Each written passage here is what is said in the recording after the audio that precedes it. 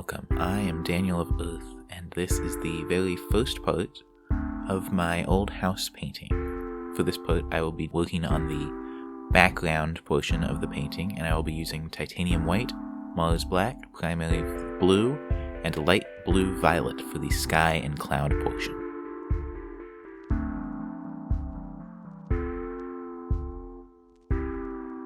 You might notice that I keep going over a spot in the upper left-hand corner, and you might be able to see it there, probably. There's a little bit of a tear in this canvas because I dropped my camera stand on the canvas. It fell over when I was putting my camera in it, and tore the canvas a little bit. But I didn't want to get rid of the whole canvas because I felt like that was wasteful. So I just put some tape on the back, and I just painted over that spot quite a bit to help seal that hole.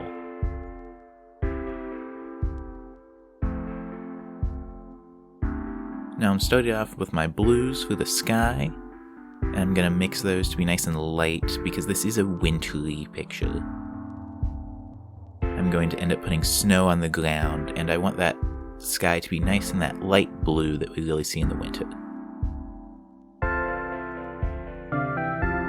Now I'm going to start adding in my clouds, and I want to make these look nice and fluffy, so I'm going to use that dabbing technique with my brush.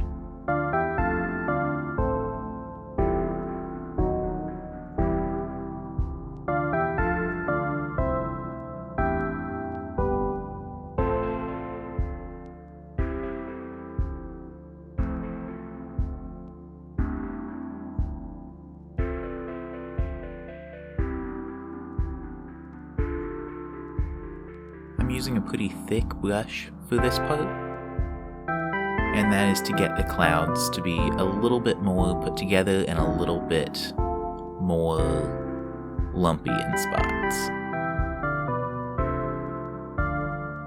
It also makes the fluffiness of the clouds a little bit larger instead of that fine wispiness that we get from some other clouds.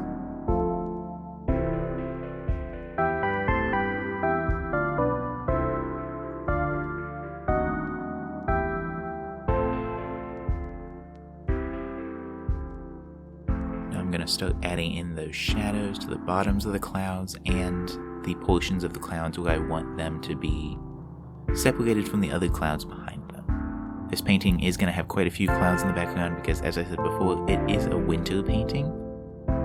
And here in Ohio, a lot of our winters are pretty gray. It just so happened that the picture that I'm basing this photo off of, it was a nice, pretty blue sky that day.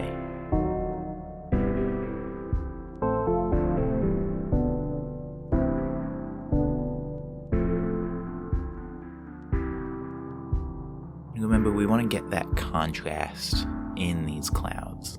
We want to have those lights and those not too dark, but pretty dark portions of the clouds.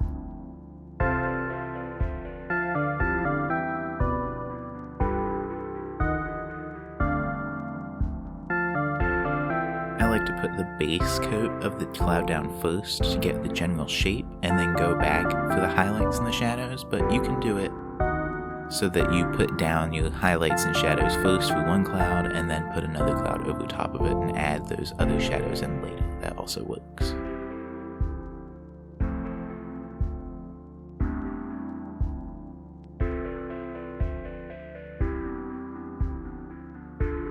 Now just adding a lot of those highlights to the tops of the clouds. We want those to be nice bright white on the top.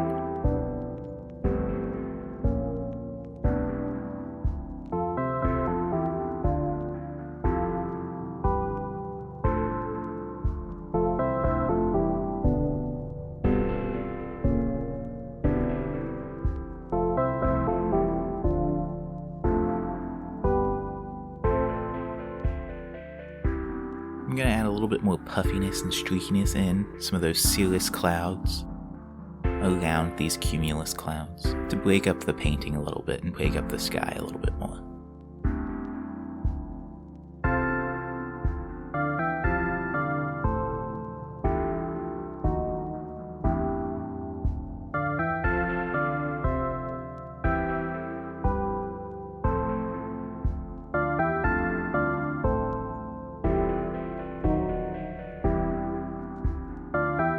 Now I'm going to start mixing some of the colors for that base layer of snow that I'm going to put down on the ground. A lot of this is going to be covered back up, but I like having a base down on my canvas first.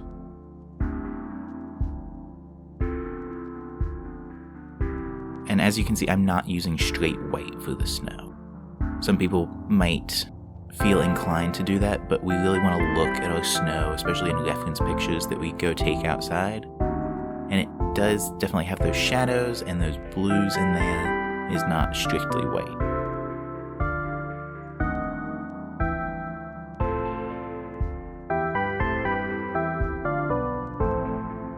And I'm not going to add in all of my shadows just yet.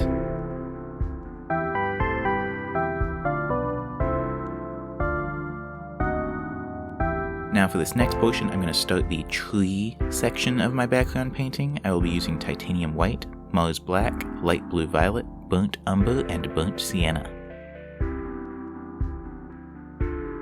I do have a bit of a habit, which I encourage you not to replicate, which is to put down a lot of background and put a lot of texture in the background, because with the trees, it's a little bit more difficult to go back over those trees and all the texture and have a lot of your painting be flat. You'll see some of that a bit later when I'm trying to do the roof of my house, that you can kind of see some of the background trees that I put in there kind of peeking through a little bit, not the color, but the texture peeking through.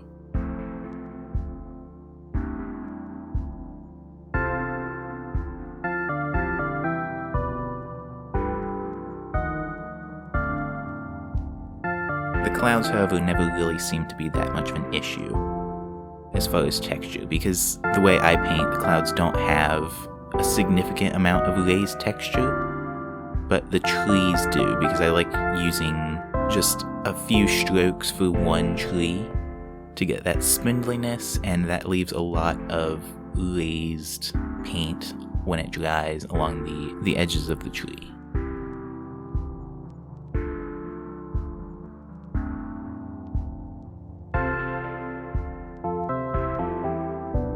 And those raised portions of the tree can be kind of hard to cover up, especially if you're trying to do something flat like a roof, like I was doing later in this.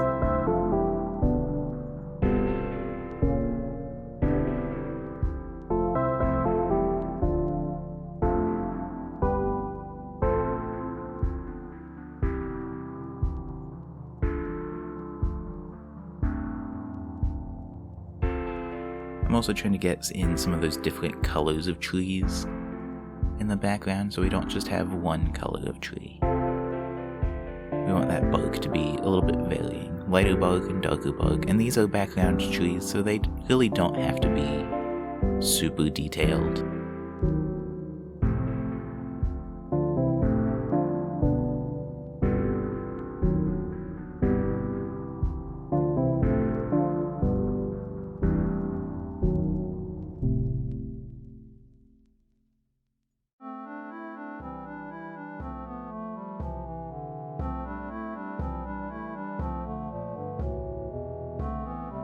Now these middle trees are really the ones that started to cause me some issues when doing my house. You can kind of see that I've left a bit of that middle section out with the smaller trees, and that's because that's where I plan on putting my house, and so I don't really need those smaller trees there. But I should not have put a lot of these trunks in the way that I did, because they started to cause problems later. So that's something that I need to get used to not doing. I should have just painted the tops of the tree branches above the house once I was already finished and gone back over any mistakes that I made.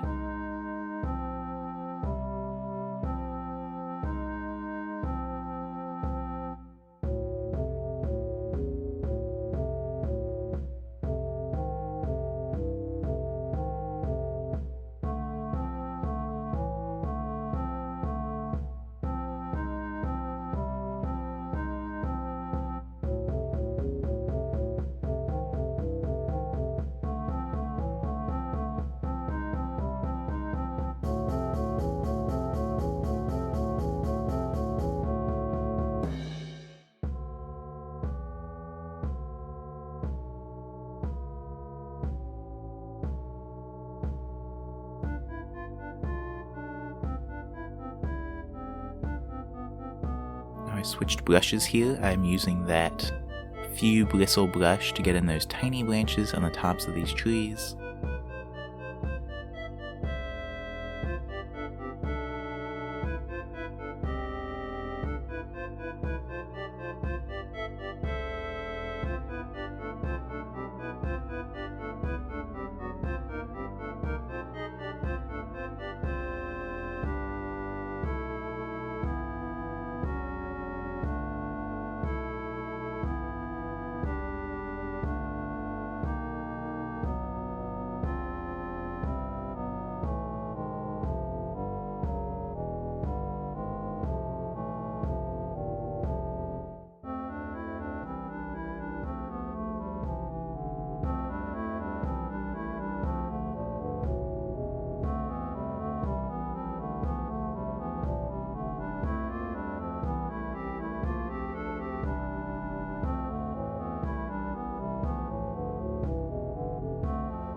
And that's gonna be about it for this video. Thank you all so much for watching. Please like the video if you enjoyed it, and don't forget to subscribe and ring that bell down in the bottom. Thank you all so much for watching again. Bye bye.